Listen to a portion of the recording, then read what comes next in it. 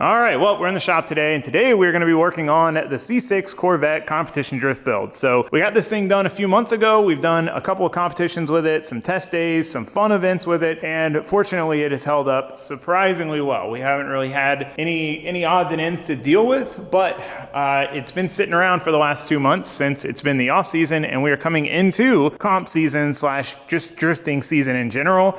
And we've got a ton of events lined up to do with this thing, between fun events, comp events, big grid life festivals. It's gonna do a lot of driving this year, and we wanna make sure it's lined out and everything's in tip-top shape. But two, we also have some upgrades that we wanted to do from the beginning. It was a time crunch building this car, and we kind of had to pick and choose our battles with some of the stuff that we did. So there was a few things that we saved to kind of upgrade during the off season, which is now slash really coming to a quick end. So it's kind of now or never to get this stuff done. We need to get this thing exactly where we want it before the season starts, because then it's going to be a whirlwind of driving and we're not going to have a lot of time, or not going to want to tear into it at all. So where we're starting today is back here. So I'm going to start working on upgrading our fan setup. So we had kind of an off-the-shelf plastic shroud and fans, and it worked actually a lot better than I thought it would. But with a drift car, especially with a rear mount radiator like this, all of your airflow comes from fans. So I've got some bigger, more aggressive fans, and I want to build a custom fitted shroud to seal it up really nice to the radiator and make sure we get maximum airflow through there, thus maximum cooling. Cooling on a drift car is like the #1 priority. Josue is going to start on some of the rear suspension stuff. We've got some extended adjusters to give us a little more range on the upper control arm. We have to have the suspension kind of adjusted way out because of how long our axles are. And he's got to do some tinkering on the caliper mounts. Basically, they're just a little bit misaligned, which is causing them to flex, which is causing the handbrake to not lock so great. So he's going to start working back there on that, and I'm going to start working on the fan shroud, and then we'll carry on from there. But that's where we're starting. So you guys know the deal. Enough jibber jabber. Let's get into it. All right, guys, before we get too deep into today's video, I wanted to talk to you about today's video sponsor, HelloFresh. HelloFresh has made it possible for us to cook at home. I enjoy cooking at home. I enjoy the process of cooking meals and doing that whole thing and eating what you just made. It's very satisfying, very rewarding process, but I just don't like and don't have time for all the steps leading up to it. I mean, we've tried and tried and tried to do it the traditional way of making a list, coming up with a recipe, going to the store, buying the ingredients. Then we end up missing one ingredient that we can't even make the meal we plan to make because we forgot the one ingredient, or we end up with way too much of one ingredient and then it ends up getting wasted, which I hate wasting food. It's just, it hasn't worked. It just hasn't worked, unfortunately. But fortunately, that's where HelloFresh comes in. We get these pre-packaged, pre-portioned meals delivered right to our door. Everything is labeled, everything is laid out beautifully. It makes it foolproof. It makes it a piece of cake. I mean, even I could cook a whole meal by myself, and that's saying something. And not only that, but it is so much quicker than doing it the normal way. Really, we just get all the enjoyment of cooking without any of the hassle of cooking. Now, the other great thing is they have so many different recipes. They've got seasonal recipes, so things are always getting changed up, and everything I've had has been delicious. I mean, even the meals that I've got and I've been like, I don't know if I'm gonna like that, I loved it. I don't know how they do it, but they've made every single thing that I've had taste delicious, even if it's something I thought I wasn't gonna like, which is impressive. I'm not the healthiest eater there is out there. So anyway, I love it. I've loved it. We've been using it for years now, and it has been incredible. It's been a game changer, and it has really allowed us to eat at home and eat healthy and cut that takeout stuff just out entirely. That being said, if you're interested in trying it out for yourself, go to HelloFresh.com and use code TaylorDrift60 to get 60% off plus free shipping. That's HelloFresh.com, code TaylorDrift60 to get 60% off and free shipping. It's a really good deal and a really good way to try it out and see if you like it. If you're like me and you want to eat healthy and you want to cook at home and you want to do all that, but you just can't find the time to do all the other stuff, you're gonna love it. I think regardless, you're gonna love it. It's a great option for people like us. So that being said, we've got work to do, speaking of time, so let's get into it.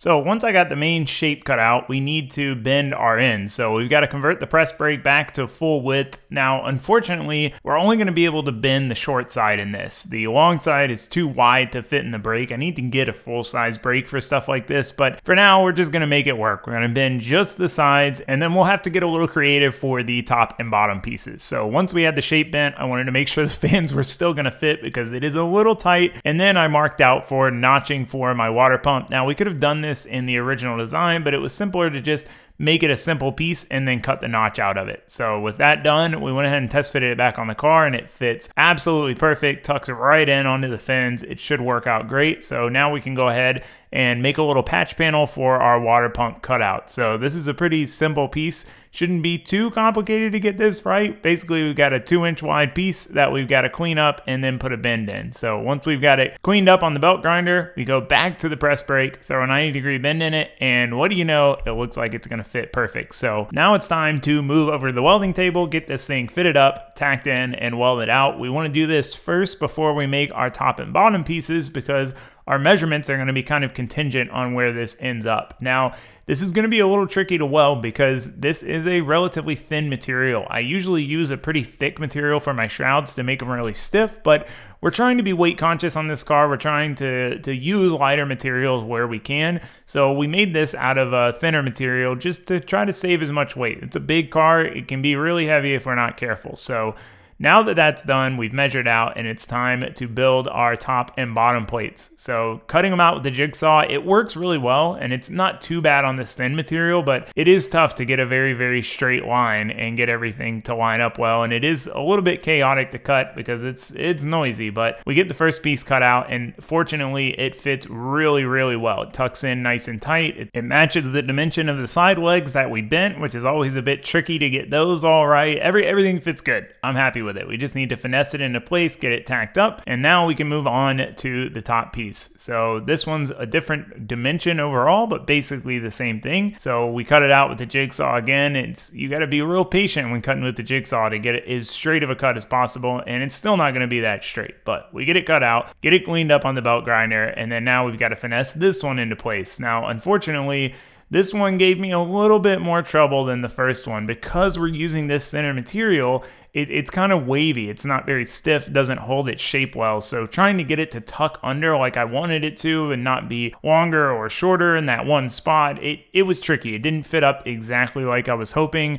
We had to make some compromises. It's not going to look the best, but it's going to do the job the best. And, that's what's important. So after wire brushing everything off and getting it cleaned up with some acetone, it's time to do several feet of welding. Aluminum TIG takes a lot of material. I mean, it will test your feeding abilities really well because you're just constantly feeding the entire time. Even on something this thin without a lot of heat, it takes a lot. It takes a lot of material. So we get the one side welded up, flip over the other. Now, if I had more time and more patience, I would use this as a good practice opportunity and, try out some different things, maybe get the pulse dialed in since it's such a long weld. But when I fabricate stuff, I'm always just in the get it done mindset where we're, low on time. We're just trying to get it done, and I just weld right through it, try to get it done and over with. I don't worry about making it look perfect.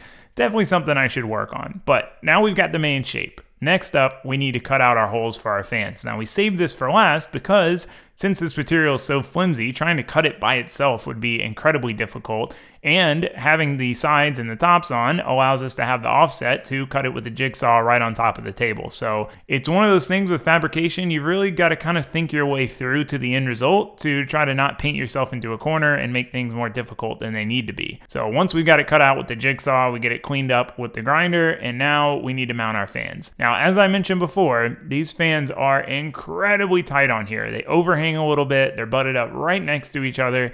So these holes have to be pretty dang precise to make this work. Now we're gonna go with rib nuts. I did debate on going with just a bolt and a nut because we'll be able to take the whole shroud off as one unit pretty easily, but I just like using rib nuts. If we have a fan fail at the track, we can easily replace just one fan without having to take the whole shroud assembly off. For me, serviceability is always critical. I'll always spend a little bit more time in the shop if it means that it's gonna be more serviceable at the track if we ever need to mess with it. So we get our holes drilled, we get our surfaces cleaned up so our rib nuts don't sit crooked. Then we get them all put in, and it's time to see if the fans are still gonna fit or not. You know I've improved as a car builder over the years? When all my holes line up. Spent the longest time just like having to mess with things to get the holes to line up because I could never drill them in the right place. Definitely got way better at that. So I'll win, no problem.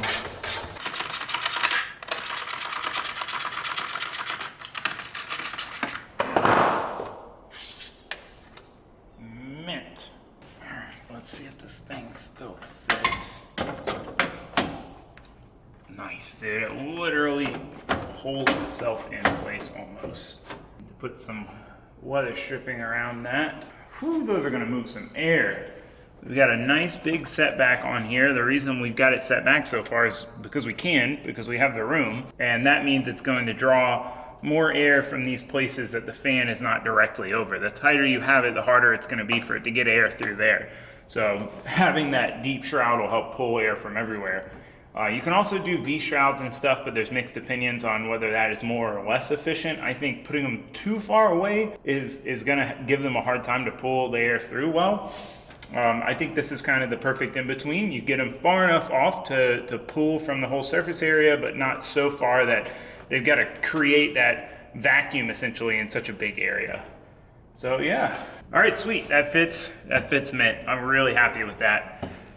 These two fans are almost a little too big for this radiator, but we made it work. We've got a nice deep offset because we can, since we're rear mounted. Normally, this would put them closer to the engine, but it's important to have a deep offset. We did 2 inches because that allows the fans to more easily pull air from these other parts of the radiator that the fans aren't directly over. The tighter you have them, the harder it's gonna be for it to pull air through that section of the radiator. So offsetting it like this allows it to pull air from most of the surface area, which should help with cooling. Now, there's mixed opinions on this. Some people have V shrouds so they can fit even bigger fans. Some people will put them, a foot or 2 offset from the radiator. I think this is kind of the good in between. They're close enough to be drawing pretty close to the radiator, but far enough to get the whole surface area. That's my opinion. But I'm not a CFD specialist. So, yeah, that being said, looks like our wiring's gonna work out. Just have to loosen that zip tie there. Or not even, that actually works perfect. Boom. Got our 2 fan wires, we just gotta put connectors there. We got our water pump connector here, boom, boom. So yeah, all we gotta do now is build mounts to the radiator, and we need to weather strip it. It's very important to have a good seal on your shroud. So air, if it's not very well sealed, it's just gonna pull air through all these gaps instead of pulling it through the radiator. So yeah, let's get back to it. Let's make some L brackets. All right, well, this piece of scrap actually works out perfect. We need 4 of these. This is 5 1/4 inches. So 1 1/4 each, 1 1/4 each.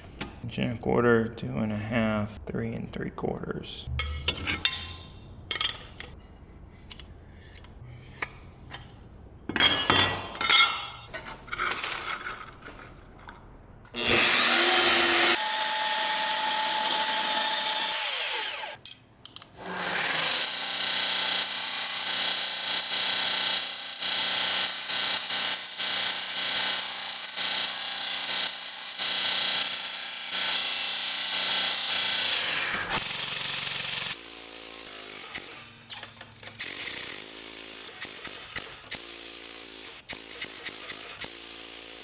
All right, well, that worked out. That scrap piece ended up being perfect for making 4 quick little brackets. So we do need to cut the bottom leg a bit. We only need about 1 inch there, and drill our holes and then mock everything up and tack it and weld it.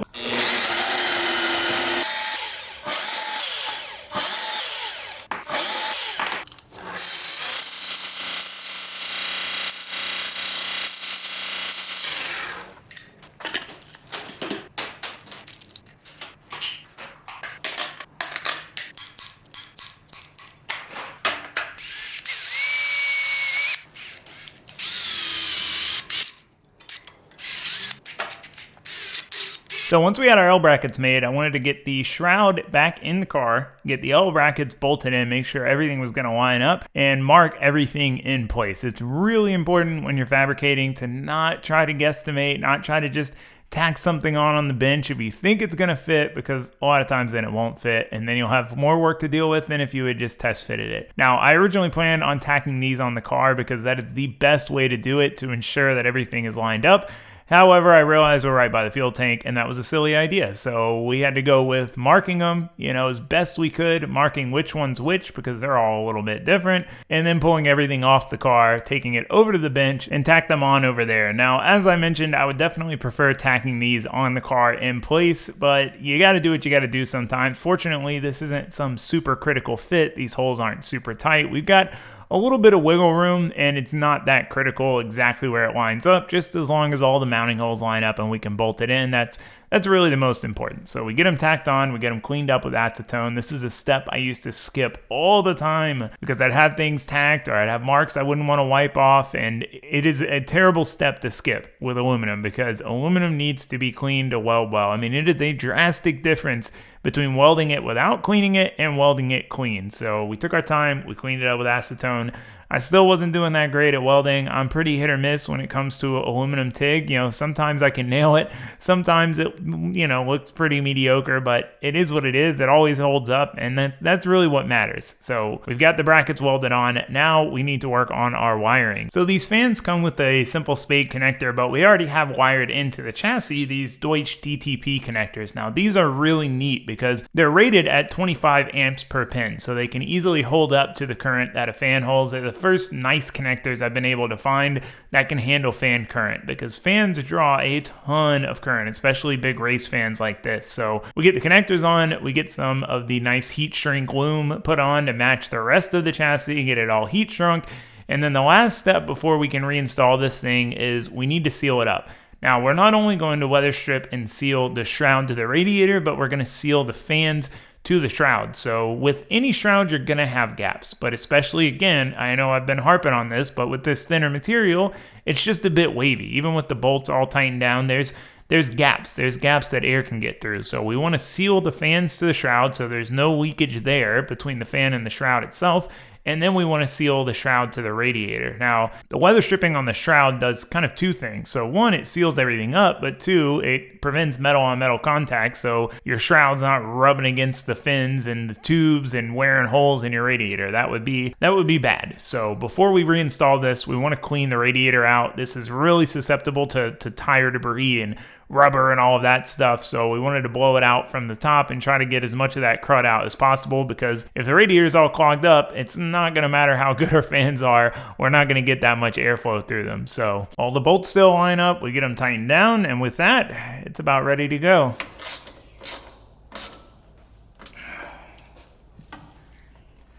It's a well-sealed shroud right there, let me tell you.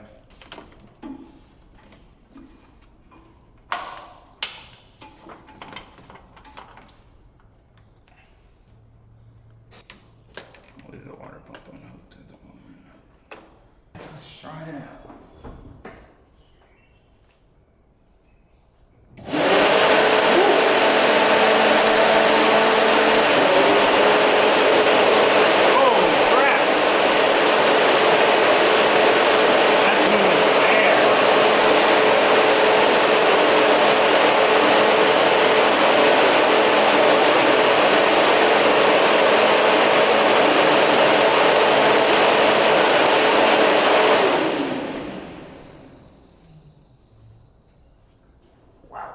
That's definitely a lot more potent than the other fans. Move some air, boy, on the deal. All right, fan shroud is done.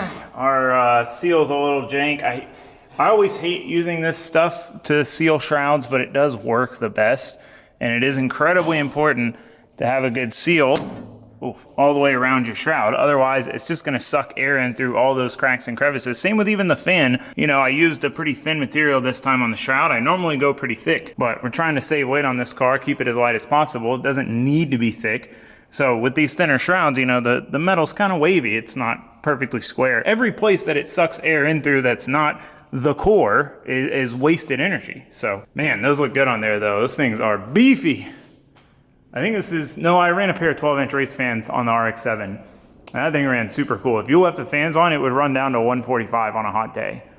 Absurd, absurd. Obviously no thermostat. But yeah, perfect. We'll be able to test this out this weekend at Spring Break Bash and see how it holds up. See how it cools. I imagine it definitely, based on just the feel test and the sound test, is gonna pull a lot more air than the other fans did, I think. And those cooled the car pretty well, so I'm stoked. Worthwhile upgrade, something I've been meaning to do for a while. Make sure they still fit. They should, but yeah, we got plenty of room. Just like I thought about it after. Yeah, look at those Johnnies. Woo! Let's go. Those are some beefy fans. And when I wired all this, when I set up the PDM, I basically have 40 amps per fan available because I didn't know what fans I was going to go with. These are probably going to draw over 20. The old ones drew like 16, 17. You can really tell how powerful a fan is just by what amps it draws, right? If it draws 12 amps, it's probably not that powerful. If it's drawing 16, 17, that's pretty standard for a aggressive fan, and over 20, it's pulling some air. So I would bet, we can check it, but I'm hyped. Check the data. Pull the data log.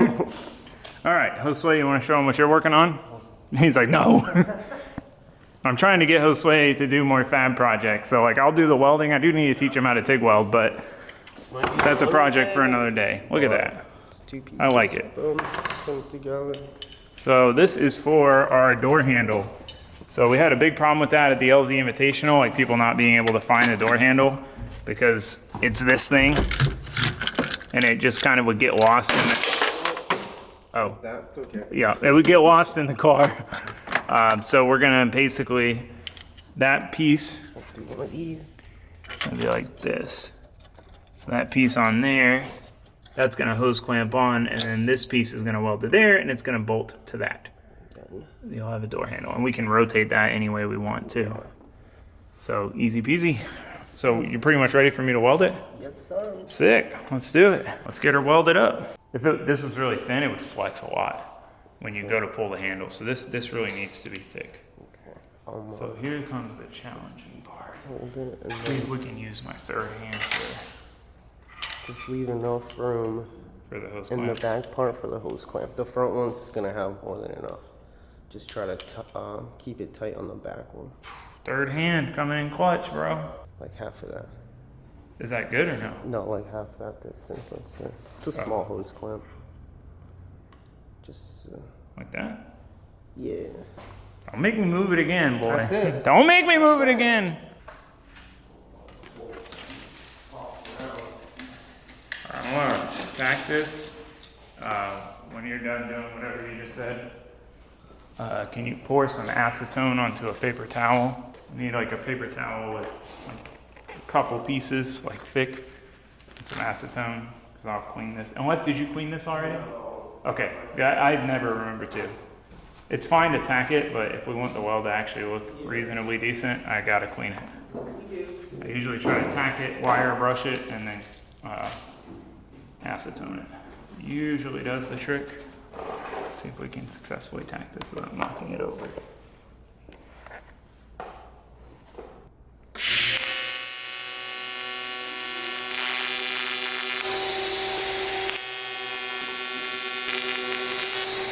I don't get impatient. This is going to be really nice to weld.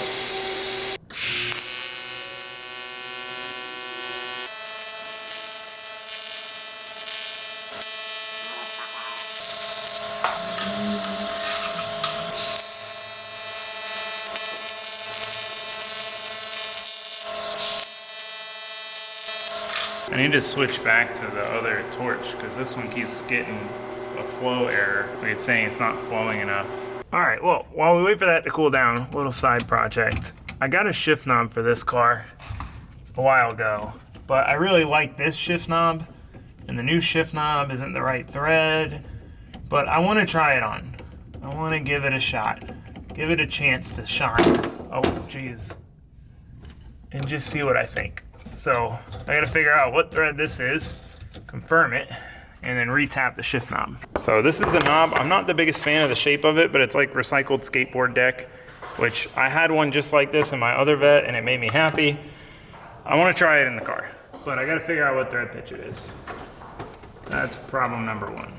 Okay, it is bigger. It should be, I think this thread is smaller than what we've got going on. I think it's 7/16. It's probably the next one, 7/16 20. So we should be able to open it up a little bit and retap it.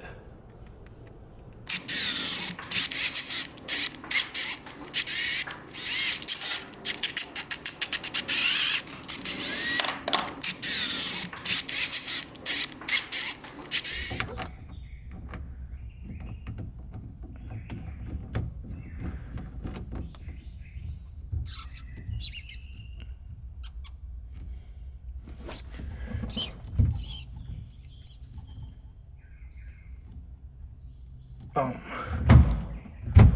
I like it. I like it. I dig it. It's like a throwback to the other vat, just different shape. We'll run it, add some pizzazz to our otherwise very simple and clean and plain interior. I'm into it. Comment below what you think. It's not weighted like the other one, so that's one downside, but I think it'll be all right. Shout out to Drills and Taps.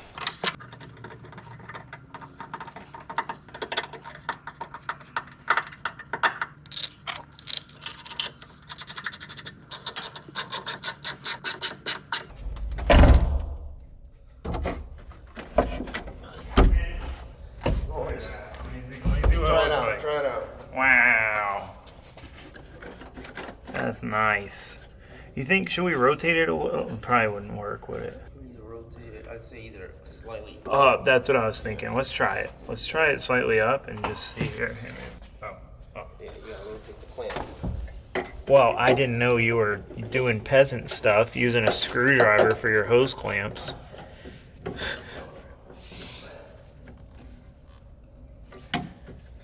I don't know, because it's like, you can't get your finger between the bar, but this is good, I think. Then I'll put it up here, and then it'll be easier to reach it, but then if you're getting in... Yeah, that was my thought when I was like holding it there. Yeah, now people can figure out how to get out of the damn car. Beautiful, beautiful job, Jose. That's gotta be what, your second? How many fab projects have I made you do now?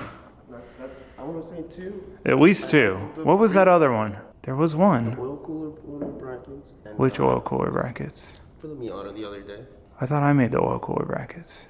The little top ones. Oh no, the radiator, my bad. Radiator brackets. I'm like, dude, I am confused. Yeah, there was that. I feel like there was one more on this car. I don't remember what it was. All right, sick. I mean, that's pretty much all our little projects that we wanted to get done. We were gonna, might have to mess with that tomorrow. Still got to do a full fluids change, clean the injectors. We still got a bit to do. Don't go anywhere. What do they say? Don't stay in your seats. Don't go anywhere. More live action after this. I'm gonna quit your jabbering. All right, the next thing we want to do to this car before the event, just to be thorough and safe, is pull all the injectors out, test them, and clean them.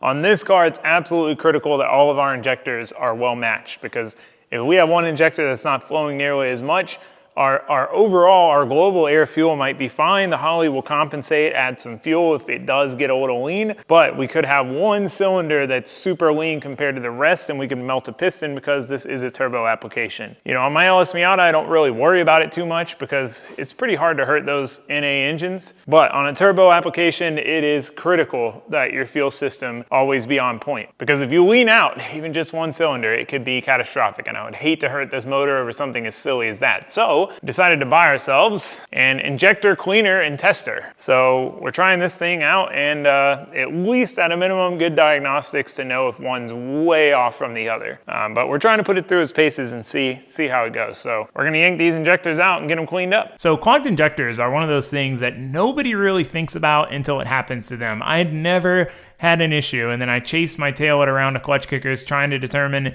an issue that I thought was ignition, and it turned out to be clogged injectors. And I've since saved a lot of people from doing the same thing I did by telling them to check their injectors. It's just not something you think about. And after pulling these out, looking at how much crud was in the top of them, I'm really glad we did. You know, I didn't think this really needed to be done now, but I figured it wouldn't hurt. And yeah, it's a good thing we did.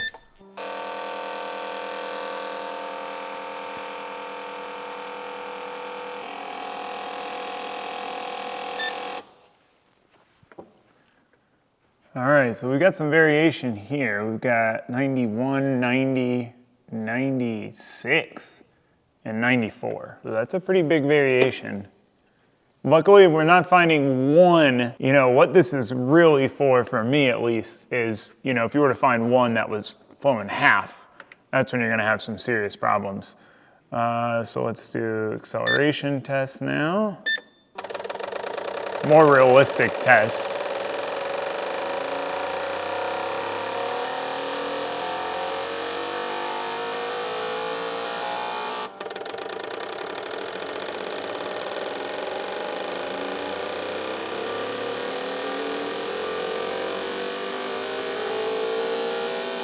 Yeah, all right, so we've got like 101, 100, 96, and 98. So fortunately, none of the injectors were way off, but they weren't as close as I would have liked, so we decided to clean all of them, both the active ones we're using and the inactive ones, flow them again, and after doing that a number of times, we got them all pretty close. We found kind of the best matched set to run as our main ones for now, and then the less matched set to be kind of the backup injectors. So like I said, we only have 16 because this intake manifold came with them. It wasn't really on purpose. It was just one of those, well, we've got 2 injector slots. We might as well fill them both with injectors. So if we ever have one fail, though I've never had a D-Works injector fail, we can swap them more easily. All right, we got the injectors all put back in. Bit of a tedious process on this thing with this manifold. The O-rings we have on the injectors are a little bit tight going into the manifold. In hindsight, we probably should have tried a little bit smaller O-ring. We do have this master O-ring kit from D-Works, which came in handy for some of the ones we had that were slightly torn. But it's all back together. It's a little tricky with this billet manifold, but we already divvied up which injectors we're gonna run as the active injectors. So before we prime the fuel system and make sure everything's still good and still runs, we're also going to change our fuel filter. So we have this really neat D-Works spin-on fuel filter setup. So all we gotta do to change this filter is, just like with an oil filter, spin this off, spin a new one on, we're ready to party.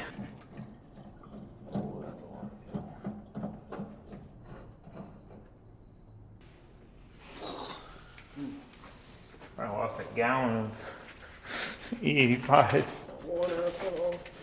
All right, fuel injectors, cleaned. Don't know how much they actually got cleaned, but they're checked, we know they're good. Fuel filter change, we need to fire it up because we need to change the oil, but with the dry sump system, a lot of times the oil will drain back to the pan. So if we just drain what's in the tank right now, we're not gonna get much out of it. So we need to let it warm up for a minute, then do an oil change. Plus, we just wanna make sure it still runs. It's gonna take a minute.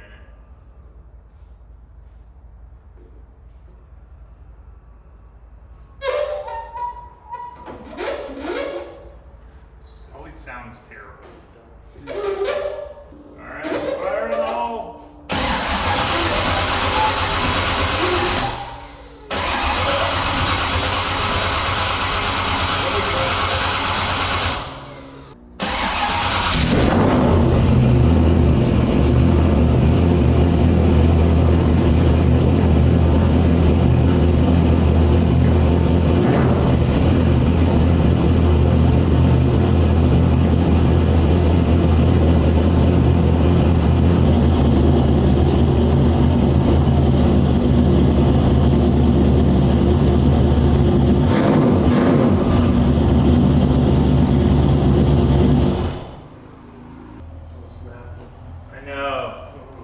So exotic for an LS, I feel like.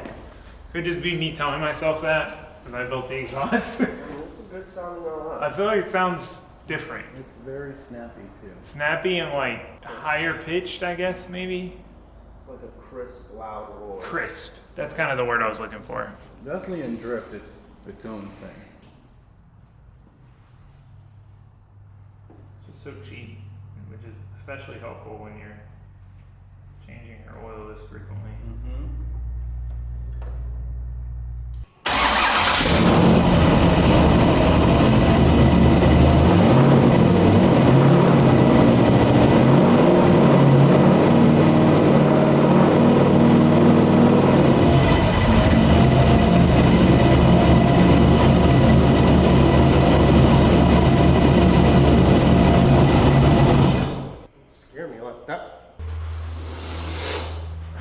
This car has its own smell.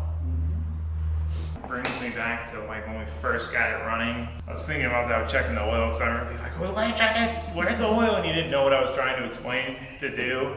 I'm like, look at the oil. The smell just made me think of that. It's like the first dry sump build. I was like, I know what I'm bored. All right, well, that's pretty much it. That's everything we had to do to this thing. I'm pretty happy we took the extra time to do it because we're gonna have a lot of events stacked up. So after the local event this weekend, which we're bringing 3 cars to, we're bringing the Vet, the LS Miata for Raldo and Josue to drive, and the F80 seat time car. We're bringing all 3 just to have options. I'm excited. I'm excited to drive this again, and I'm excited to drive the F80 again, but I'm most excited to watch these guys drive the Miata. I think it's gonna be a sight to see. I'm excited. I think they're going to enjoy it. So anyway, it should be fun. It is a lot bringing 3 cars, but you know, we got a good team. So I think we got this. But that being said, shortly after that, very soon after this event, we've got Grid Life. So it's going to be pretty busy, and we're bringing the Vet. So that should be a lot of fun. But that being said, we've got it ready. We'll go through it again before that, but we wanted to make sure we did a really thorough overhaul, check, upgrade, and everything as we come into the season. So hopefully from here on out, it's just maintenance. I don't really have any other upgrades planned for this thing. Grip kit's on, fans are upgraded. I do want to rebuild the engine harness at some point and do it all mil spec, because right now it's just an off-the-shelf Holley harness and the rest of the car is all mil spec, heat shrink loom, all that stuff. So I would like to do that. That's one other project, but past that, as far as I know right now, I don't really have any other upgrades on the chopping block. That was the grip kit and the fans are the biggest things I wanted to do, so I'm glad to have those done. But yeah, anyway, I'm jibber jabbering. I'm gonna go ahead and end it here, but I do want to say thank you guys for watching. Thanks for subscribing, and there should be some good content coming from this weekend drifting. You won't want to miss it. So anyway, thanks. Goodbye.